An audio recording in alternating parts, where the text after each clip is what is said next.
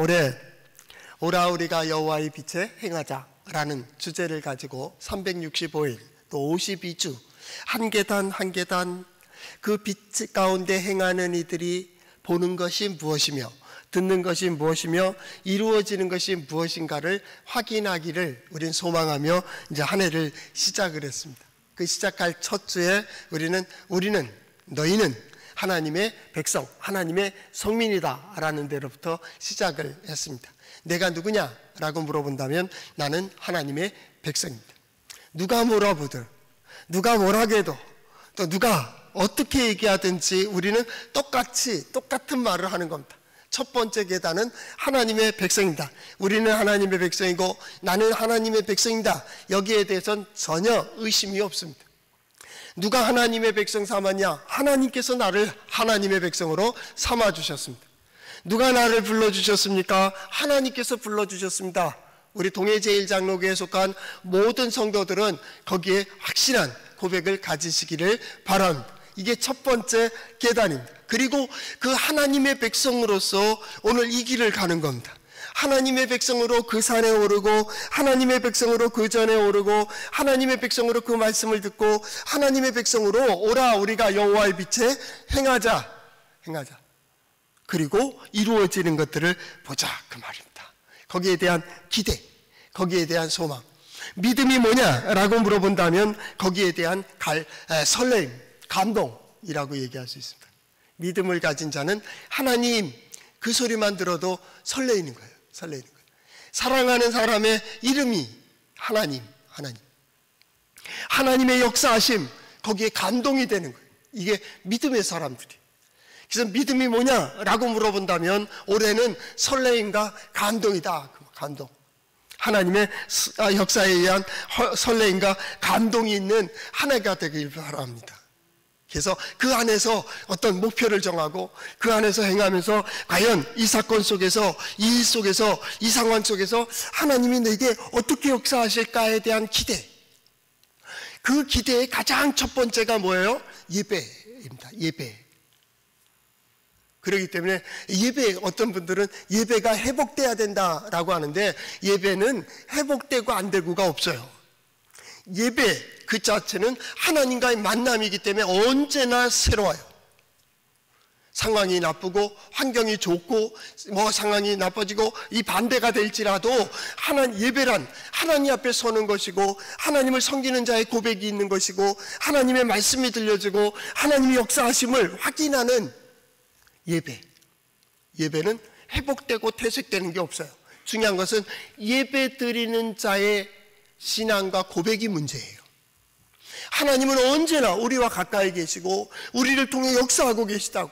단지 그가 하나님의 뜻 가운데 있는가, 하나님의 말씀을 듣는가, 하나님의 뜻대로 행하느냐 않느냐 이 문제가 있을 뿐입니다. 올해 2022년도 여호와의 빛에 행하자라는 말은 바로 하나님 안에 하나님께로 하나님의 뜻을 따라 이 길을 가자 그 얘기입니다. 그리고 그 다음에 할 말 하자. 경험하지 않고 무슨 말을 하겠어요? 음식도 먹어보지 않고 맛을 알겠어요? 먹어봐야지. 그래야 그 맛을 알지. 경험해봐야 하나님의 능력이 어떠하신지 하나님의 은혜가 뭔지를 우리는 경험할 수가 있어요. 여기에 우리 이 시대가 우리 성도들이 하나님을 경험하는 기적의 경험이 있는 세대가 될 수 있기를 바랍니다. 어떤 분이 책을 썼는데 평범하신 하나님이라는 주제 제목입니다.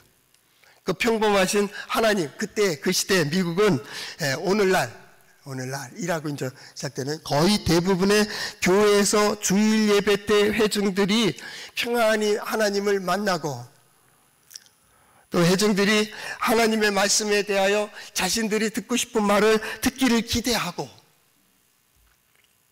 그리고 사회활동, 자기가 직장이라든지 사회활동할 때에 교회는, 설교는 그것을 지지해 주기를 간절히 소망하고 설교자는 거기에 맞춰서 설교를 하고 거기에 들려주고 그들을 지지해 주고 그들을 응원하는 하나님의 역사가 없는 인간의 종교로 전락하고 있다.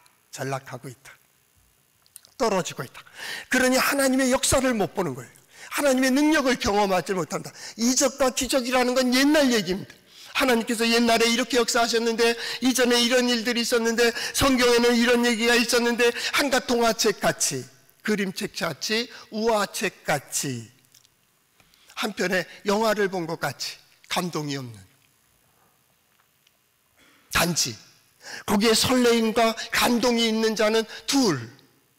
하나는 설교자. 이 설교가 잘 맞춰져야 되는데 회중들이 이걸 잘 받아줄 수 있기를 바라며 손에 땀을 쥐고 있고, 간혹 특송하는 자나 아니면 반주자들의 무릎이 떨림과 같은 설레임, 이걸 잘 맞춰야 되는데 떨림이란 오직 그거밖에는 없는, 만일 우리가 진정한 예배를 드리지 못하고 하나님의 만남에 대한 기대가 없다면 우리는 또한 하나님과 예수 그리스도의 복음을 마치 저 싸구려 시장판에서 싸구려 것들을 구하는 거린과 같은 모습이 될 거예요. 그 작은 것에 아주 만족하면서 던져주는 것에 기쁨을 가지며 혹시나 뭘 던져줄까 하는 그 기대, 결국 하나님의 영광을 보지 못하고 하나님의 능력과 기적을 보지 못하는 그런 세대가 되고 말 것이다 라는 겁니다. 그러나 하나님께 대한 설레임이 있다면, 지금 오늘 이 말씀을 보면서, 이 말씀을 드리면서 우리 성도들이 좀 열심히 했으면 좋겠다, 혹은 열의를 가졌으면 좋겠다, 설레임이 있었으면 좋겠다, 감동이 있었으면 좋겠다. 아니요, 저는 그 얘기를 하는 게 아닙니다. 그러나 한 가지 중요한 것은, 어떤 그 성공학에 대한 그 강사가, 외국 강사가 왔었어요. 그래서 포항에서 한 번, 그 다음에 장주체육관에서 한 번, 두 번 강의하고, 어떤 삼성인가 어디서 한 번 강의하면서, 그때 당시에, 지금부터 꽤 오래된 30년 전, 20년 전에 거의 6천만 원을 강사비로 가지고 미국으로 갔습니다. 그분이 하는 말입니다.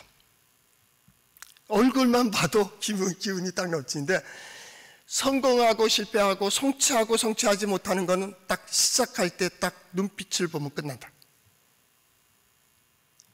어떤 말, 이거 하자, 이루어지자 라고 얘기할 때 그 말을 듣고 있는 그 사람의 눈빛의 떨림과 그 마음에 감동이 있는 자는 너는 하면 돼. 그런데 거기에 감동이 없고 성공을 위한 혹은 성취를 위한 어떤 목표를 향한 어떤 것을 들을 때 전혀 감동이 없는, 그건 아무리 설명해도 되지 않는다라는 거예요. 성경은 감동이 없는 자를 얘기하는 게 아닙니다. 하나님께서 눈을 떠서 보게 하시고 들려주시며 그 말씀이 들릴 때 내 마음에 떨림이 있고 내 마음에 감동이 있고 내 마음에 어떤 설렘이 있는 그 사람들을 향해서 야, 우리가 여호와의 전에 오르자라고 얘기하고 있는 거예요. 감동이 없다면 멈추세요. 내가 어떤 공부를 할 때도, 어떤 것을 연구할 때도, 어떤 사업을 할 때도 이것을 통하여 신앙이라면 하나님이 역사하실 거야, 하나님께서 새로운 일을 해주실 거야, 이 연구를 통하여 하나님은 하늘은 뭔가 새로운 일을 이루어갈 거야에 대한 기대가 있다면, 그 기대가 없는 자와 어찌 같을 수가 있겠어요? 오늘 성경 말씀은 그 배경으로 우리가 이해해야 됩니다. 시편 120편서부터 134편까지는 성전에 올라가는 노래, 성전에 올라가는 노래. 히브리어로 슈르, 그다음 하마로트라는 말인데, 하마로트는 올라간다라는 말. 계단을 올라가듯이 한 걸음 한 걸음 슈르는 노래라는 겁니다. 노래. 한 계단 한 계단 올라가는 노래예요. 어디를 향해서 올라갈까요? 하나님의 백성이, 신앙인이, 하나님의 성민이 어디를 향해서 하나님께 한 계단 한 계단 올라가며 점점 하나님과 가까워지며 그가 무엇을 고백하고 무엇을 찬양하고 무엇을 요망할까요? 또 무엇을 기대하고 무엇을 소망할까요? 오늘 성경 말씀은 그렇게 되어 있습니다. 하나님을 향한 찬양으로. 1절 말씀에 이렇게 시작됩니다. 사람이 내게 말하기를 여호와의 집에 올라가자 할 때에 내가 기뻐하였도다.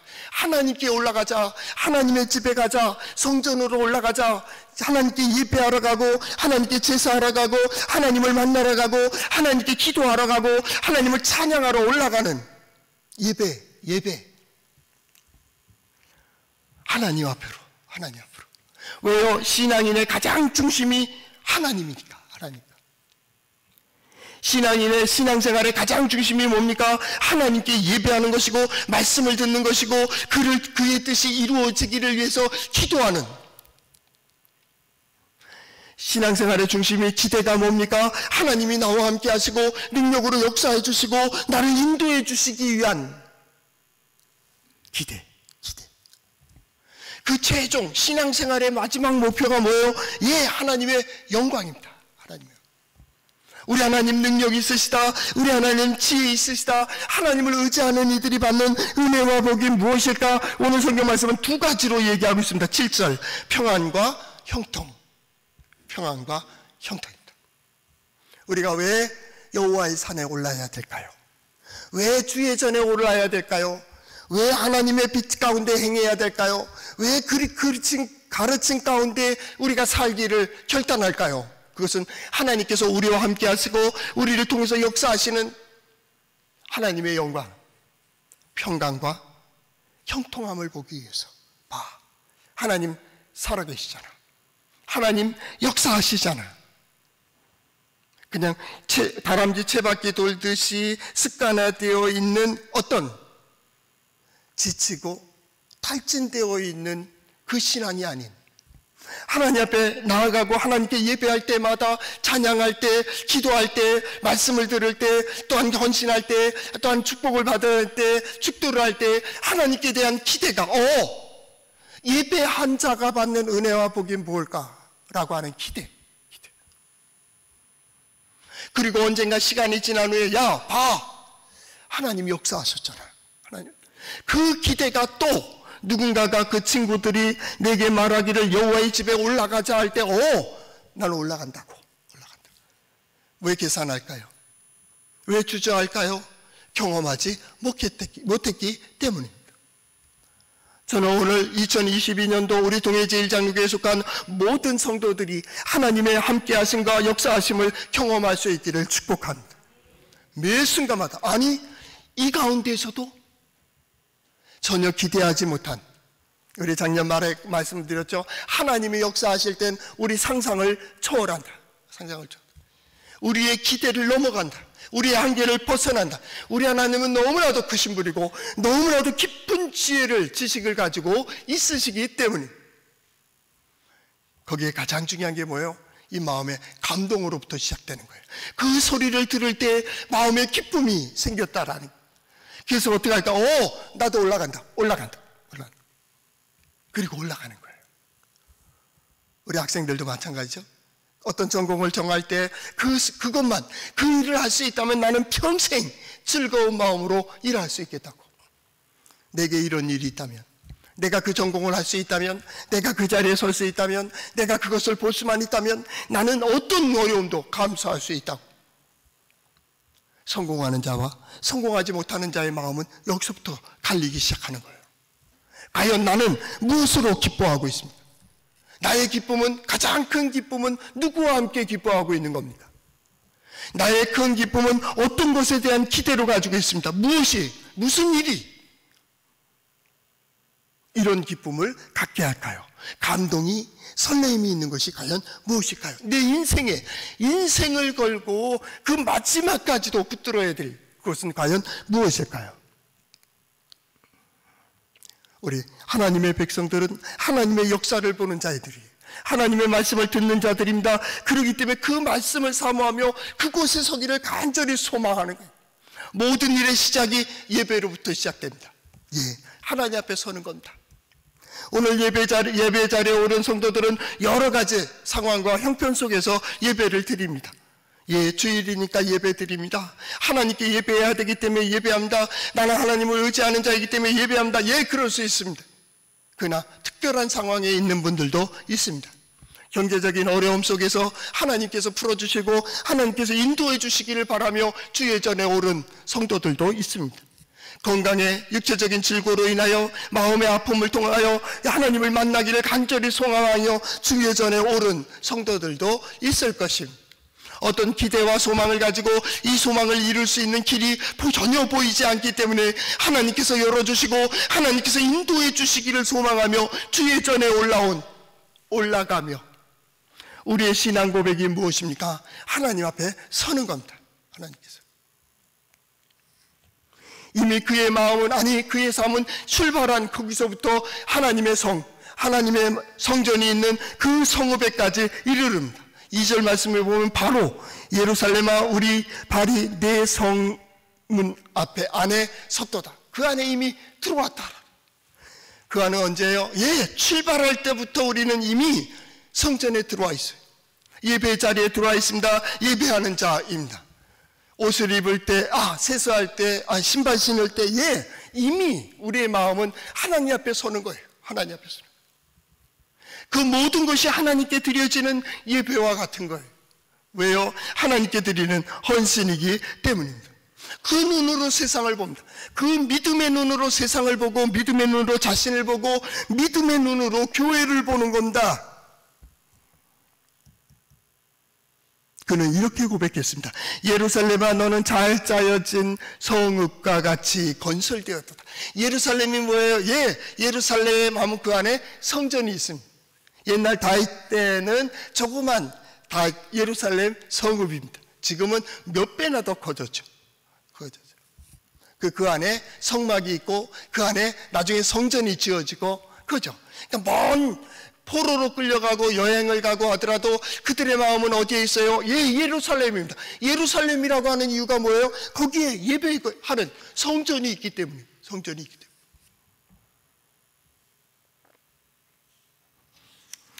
열왕기상 8장에 보면 솔로몬의 기도가 나옵니다. 솔로몬이 성전을 짓고 하나님 앞에 기도합니다. 이 성전을 위해서 기도합니다. 이 성전을 위해서 고백합니다. 이 성전을 향하여 기도하는 모든 이들을 위하여 축복하며 고백하는 내용이 나와 있습니다.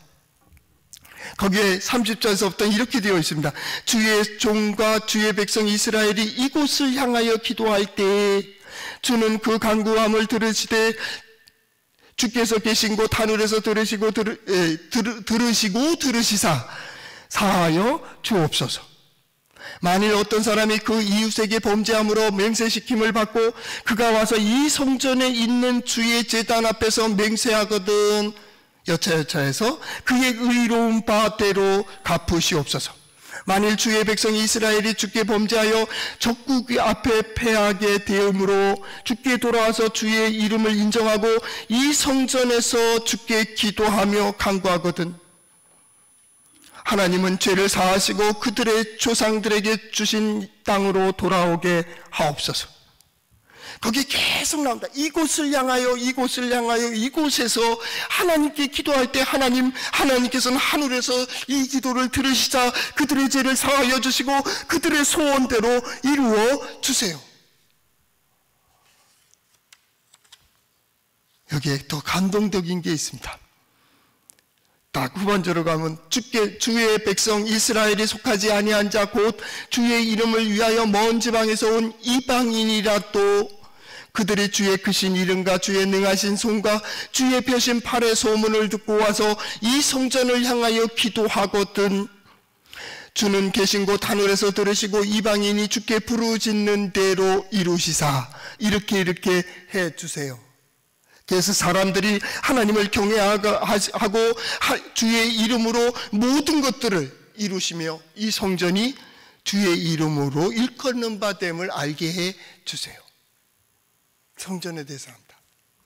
우리 동해제일장로교회 이 성전을 지으며 우리 성도들의 신앙의 고백이 있습니다. 이곳은 하나님께 예배 드려지는 곳이 되게 해주세요.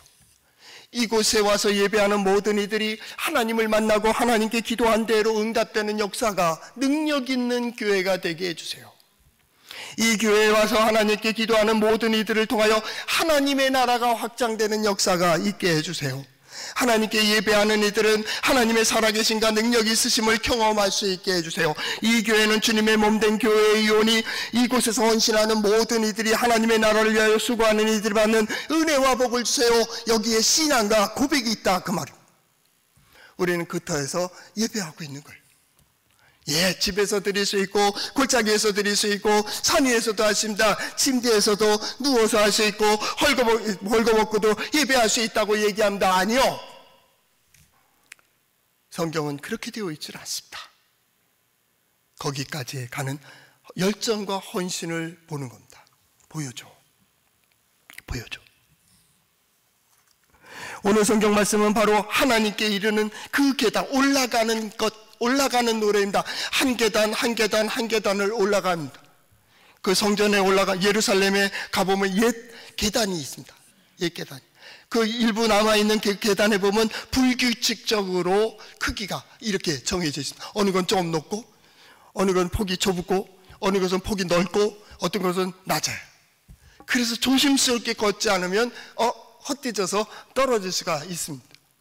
여기 왜 이렇게 넓게 해놨습니까? 라고 물어본다면 순례자들이 저 시온의 돌산을 올라와서 지친 숨을 이 넓은 데서 쉬면서 지나온 시간들을 점검하기 위한 것이고, 좁은 계단을 올라갈 때는 조심스럽게 보폭을 움직여야 되기 때문에 조심스럽게 천천히 올라가야 된다고 하는 거예요. 그게 성전에 올라가는 거예요. 성전에. 하나님 앞에 올라오면 너무 속도가 빠르게 되면 거친 숨을 쉬는 자는 오래 달리지 못한다. 말도 마찬가지죠. 거친 숨을 쉬는 말은 멀리 가지 못한다. 차분히. 너무 느리면 처진다. 이렇게 되면 탈진하게 돼요. 너무 빨라도 탈진하지만 너무 느려도 탈진해요. 보폭을 하나님께 맞춰야 돼요. 하나님의 리듬을 맞추는 법을 배워나가는 거예요. 이게 한 계단 올라가서 결국은 하나님의 전에 이르고 하나님의 앞에 이르고 하나님께로 나가는 거예요. 올해 예배하는 모든 시간 속에 하나님을 만나는 우리 성도들의 삶이 될 수 있기를 바랍니다. 예배의 삶이 곧 우리의 삶이 되어서 우리의 모든 삶 속에 하나님을 향하는 어떤 기대와 설레임이 있기를 바랍니다. 그리고 하나님을 향한 설렘을 가진 이들이 그 감동 가운데 하나님의 인도하심을 받고 무엇이 이루어지는지 역사하시는지를 볼 수 있기를 바랍니다. 오늘 성경 말씀, 그 지극히 높은 곳까지 오르면 거기서 6절, 예루살렘을 위하여 평안을 구하라. 예루살렘을 사랑하는 자는 형통하리로다. 7절, 내 성 안에는 평안이 있고 내 궁중에는 형통함이 있을지어다.